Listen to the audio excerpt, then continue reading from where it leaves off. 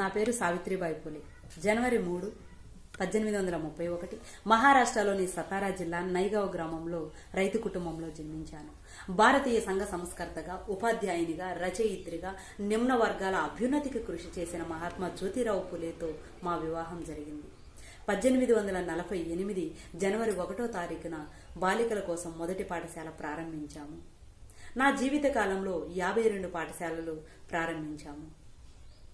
సమాజంలో అసత్యాన్ని పారదోలి సత్యాన్ని శోధించడానికి 1873 సెప్టెంబర్ 24న సత్యశోధకను ప్రారంభించాము. 1890 నవంబర్ 28న మహాత్మా జ్యోతిరావు పూలే మరణించారు. నా భర్త చితికి నేనే నిప్పు అంటించి మరో ఆదర్శంగా నిలిచాను. 1897 మార్చి 10వ తారీఖున ప్లేగు వ్యాధి నన్ను కబళించి వేసింది. భారత ఉపాధ్యాయ దినోత్సవంగా జనవరి 3న జరుపుకుంటున్నాము. జై హింద్.